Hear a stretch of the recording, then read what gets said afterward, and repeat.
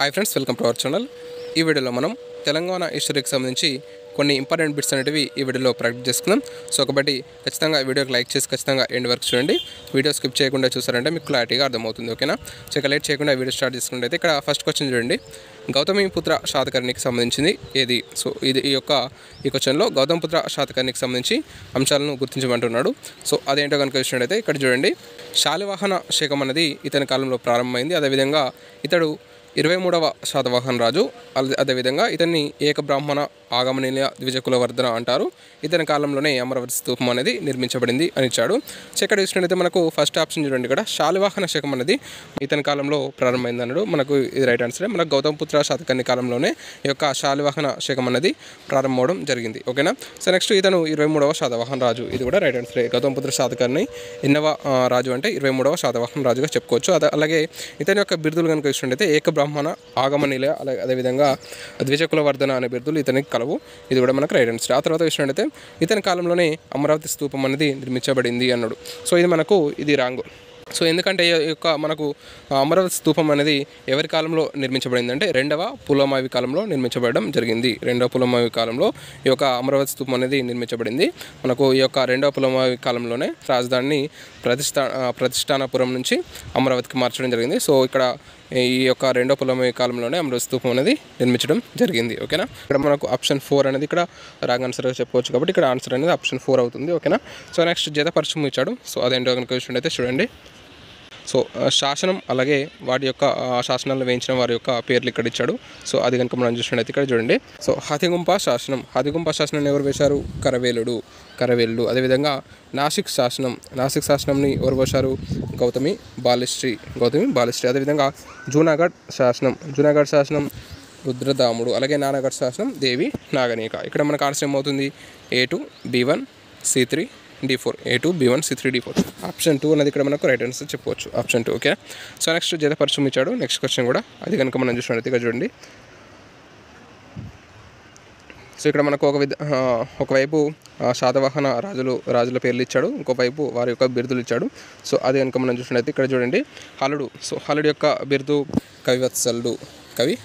అలాగే మొదటి శాతకర్ణి యొక్క బిరుదు ఏంటిది? మొదటి శాతకర్ణి యొక్క బిరుదు ఏకవీర. సో ఏకవీర, శూర, అదేవిధంగా దక్షిణ పదాపతి అనే బిరుదులు ఈ యొక్క మొదటి శాతకర్ణి యొక్క బిరుదులుగా చెప్పుకోవచ్చు. అదేవిధంగా చూసినట్టయితే ఇక్కడ చూడండి, వాసిష్ఠిపుత్ర పులోమావి. ఈ యొక్క వాసిష్ఠిపుత్ర పులోమావి యొక్క బిరుదు కనుక చూసినట్టయితే ఇక్కడ నవనగర స్వామి అనే బిరుదు కలదు. అదేవిధంగా గౌతమిపుత్ర శాతకర్ణి యొక్క బిరుదు ఏంటి? బెనకటక స్వామి అంటాం. సో ఇక్కడ మనకు ఏమవుతుంది? A2 B1 C4 D3. A2 B1 C4 D3. Option 2 అనేది ఇక్కడ మనకు రైట్ ఆన్సర్ చెప్పుకోవచ్చు. Option 2. Okay. So next question చూసినట్టయితే ఇక్కడ చూడండి, నాగార్జునకి సంబంధించి సరికానిది ఏది? ఇక్కడ మనకు సరికానిది అడిగాడు. ఎవరి గురించి? ఆచార్య నాగార్జునకి సంబంధించి ఇచ్చాడు. సో అది కనుక మనం చూసినట్టయితే ఇక్కడ చూడండి, ఇతని ప్రజ్ఞ పారమిత గ్రంథం మాధ్యమిక వాదానికి ఆధారం అన్నాడు. అదేవిధంగా ఇతని ఇండియన్ ఐన్స్టీన్ రెండో బుద్ధుడు అంటారు. అదేవిధంగా ఇతని మరణం గురించి వివరించే గ్రంథం సోమదేవుని యొక్క కథ సరిత్సాగరం. అదేవిధంగా ఇతను యజ్ఞశ్రీ శాతకర్ణికి సమకాలికుడు అని ఇచ్చాడు. సో ఇందులో మనం సరికానిది గుర్తించాలి. ఇక్కడ చూడండి, ఫస్ట్ ఆప్షన్ చూసినట్టయితే ఇతన్ని ప్రజ్ఞాపారమిత గ్రంథం మాధ్యమిక వాదానికి ఆధారం అన్నాడు. ఇక్కడ మనకు ఫస్ట్దే రాంగ్ ఆన్సర్. ఎందుకంటే ఇతని ప్రజ్ఞాపారమిత గ్రంథం అనేది మనకు మాధ్యమిక వాదానికి ఆధారం కాదు, ఇది మహాయాన బౌద్ధానికి ఆధారం. ఓకేనా? ఇక్కడ మనకు ఫస్ట్ అనేది రాంగ్ ఆన్సర్. ఓకే. సో ఇతన్ని ఇండియన్ ఐన్స్టీన్ అలాగే ఇండియన్ మార్టిన్ లూథర్ అంటారు. సో ఇతన్ని రెండో బుద్ధుడు కూడా అంటారు. ఓకేనా? సో ఇతని మరణం గురించి వివరించే గ్రంథం ఏంటంటే సోమదేవుని యొక్క కథ చరిత్రాగరం. అదేవిధంగా ఇతను యజ్ఞశ్రీ శాతకర్ణికి సమకాలికుడిగా చెప్పుకోవచ్చు. ఎవరు? ఆచార్య నాగార్జునుడు యజ్ఞశ్రీ శాతకర్ణికి సమకాలికుడిగా చెప్పుకోవచ్చు. ఓకే. సో నెక్స్ట్ క్వశ్చన్ చూసుకున్నట్లయితే ఇక్కడ చూడండి, శాతవాహనంలో యజ్ఞాలు చేసిన మొదటి రాజు ఎవరు? శాతవాహనంలో యజ్ఞాలు చేసిన మొదటి రాజు ఎవరంటే మనకు మొదటి శాతకర్ణి. మొదటి గుర్తుంచుకోండి, శాతవాహనంలో యజ్ఞయాగాలు చేసిన మొదటి రాజు మొదటి శాతకర్ణి. సో నెక్స్ట్ క్వశ్చన్కి వెళ్ళిపోదాం. సో ఇక్కడ కూడా జతపరచనం ఇచ్చాడు. సో అదేంటో మనం చూసినట్టయితే ఇక్కడ కాతంత్ర వ్యాకరణం. సో కాతంత్ర వ్యాకరణం రచించింది ఎవరు? శర్మ వర్మ. అదేవిధంగా ఇండికా గ్రంథాన్ని మెగస్తనిస్, అదేవిధంగా నేషనల్ హిస్టరీ ప్లీనీ, అదేవిధంగా బృహత్ కథ గుణాన్యుడు. ఇక్కడ మనకు A1 B2 C3 D4 అనేది ఆన్సర్గా చెప్పవచ్చు. ఆప్షన్ 1 అనేది ఇక్కడ రైట్ ఆన్సర్గా చెప్పవచ్చు. Option 1. Okay. So next question చూసినట్టయితే పురాణాలచే శ్రీ పర్వతీయులని ఆంధ్రభృత్యులని పేర్కొనబడిన వారు ఎవరు? పురాణాలచే శ్రీ పర్వతీయులని ఆంధ్రభృత్యులని పేర్కొనబడిన వారు ఎవరు అంటే మనకు ఇక్ష్వాకులు అనేది మనకి ఇక్కడ రైడెన్స్గా చెప్పుకోవచ్చు. ఇక్ష్వాకులు. ఓకేనా. సో నెక్స్ట్ లక్షల కొద్ది గోవులను నాగళ్లను బంగారు నాణాలను దానం చేసి వ్యవసాయ అభివృద్ధికి తోడ్పడిన రాజు ఎవరు?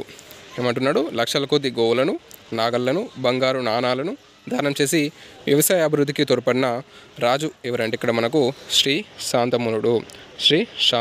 ఓకే, ఇక్కడ గుర్తుంచుకోండి. నెక్స్ట్ క్వశ్చన్ చూసినట్టయితే ఇక్కడ చూడండి. ప్రపంచంలో ఎక్కడా కనిపించని గొప్ప ధ్వని విజ్ఞాన కట్టడం శబ్ద గ్యాలరీ ఎక్కడ ఉంది? ప్రపంచంలో ఎక్కడ కనిపించని ఒక గొప్ప ధ్వని విజ్ఞాన కట్టడం శబ్ద గ్యాలరీ అనేది ఎక్కడ ఉందంటే నాగార్జునకొండలో ఉంది. గుర్తుపెట్టుకోండి. సో నెక్స్ట్ ఇక్ష్వాకులలో తొలుతగా సంస్కృతంలో శాసనాలు వేయించినది ఎవరు? ఇక్ష్వాకుల్లో తొలుతగా సంస్కృతంలో శాసనాలను వేయించినది ఎవరంటే మనకు ఎహ్వల శాంతములుడు అనేది ఇక్కడ రైటెన్స్గా చెప్పుకోవచ్చు. ఆ తర్వాత చూడండి, ఇక్కడ మనకు భారత శాసనాల్లో సంవత్సరం ప్రథమంగా ఎవరి శాసనాల్లో లభించింది? భారత శాసనాల్లో సంవత్సరం అనేది ప్రథమంగా ఎవరి శాసనాల్లో లభించిందంటే ఇక్కడ ఆచరణగా చూసినట్టయితే శాతవాహనుల కాలంలో మనకి యొక్క సంవత్సరం అనేది ప్రథమంగా లభించడం జరిగింది. నెక్స్ట్ బౌద్ధ మతానికి స్వర్ణయుగంగా ఏ ఇక్ష్వాక రాజ్యకాలని చెప్తారు? బౌద్ధ మతానికి స్వర్ణయుగంగా ఏ ఇక్ష్వాక రాజ్యకాలని చెప్తారంటే ఇక్కడ మనకు ఆన్సర్ ఏమవుతుంది? శ్రీ వీరపురుషదత్తుడు అనేది ఇక్కడ రైట్ ఆన్సర్గా చెప్పుకోవచ్చు. ఆప్షన్ 4 అనేది right answer. Okay. So next question చూడండి. ఆంధ్రదేశంలో మేనరికపు వివాహాలు ప్రారంభించింది ఏ ఇక్ష్వాకు రాజు అని చిత్రకారుల అభిప్రాయం అన్నాడు. ఇక్కడ చూసినట్టయితే ఇక్కడ మనకు ఆంధ్రదేశంలో మేనరికపు వివాహాలు ప్రారంభించిన ఇక్ష్వాకు రాజు ఎవరంటే మనకు ఇక్కడ చూసినట్టయితే వీరపురుషదత్తుడు. ఓకేనా. ఇక్కడ మనకు ఆన్సర్ ఏమవుతుంది? సో ఆప్షన్ 1 అనేది ఇక్కడ రైట్ ఆన్సర్. ఆప్షన్ 1. ఓకేనా. నెక్స్ట్ చూసినట్టయితే వీరపురుషదత్తుడు శివలింగాన్ని కాలుతో తొక్కినట్లు ఉన్న శిల్పం ఎక్కడ లభించింది? వీరపురుషదత్తుడు శివలింగాన్ని కాలుతో తొక్కినట్లుగా ఉన్న శిల్పం ఎక్కడ లభించడం జరిగిందంటే నాగార్జున కొండలో. ఆప్షన్ 2 అనేది ఇక్కడ మనకు రైడర్స్గా చెప్పుకోవచ్చు. ఓకేనా. సో నెక్స్ట్ క్వశ్చన్ చూడండి. So last question. దక్షిణ భారతదేశంలోనే మొట్టమొదటి హిందూ దేవాలయం ఏది? దక్షిణ భారతదేశంలోనే మొట్టమొదటి హిందూ దేవాలయం ఏదంటే అష్టభుజ స్వామి దేవాలయం. ఇక్కడ మనకు ఆన్సర్ ఆప్షన్ 2 అనేది రైట్ ఆన్సర్గా చెప్పుకోవచ్చు. ఓకే. సో మనకు ఇది ఈరోజు వీడియో. నెక్స్ట్ వీడియోలో మరిన్ని ఇంపార్టెంట్ బిట్స్తో వీడియో చేసుకుందాం. సో ఖచ్చితంగా ఈ వీడియోకి మీరు నచ్చినట్లయితే ఖచ్చితంగా లైక్ చేయండి, షేర్ చేయండి, అలాగే సబ్స్క్రైబ్ చేయండి.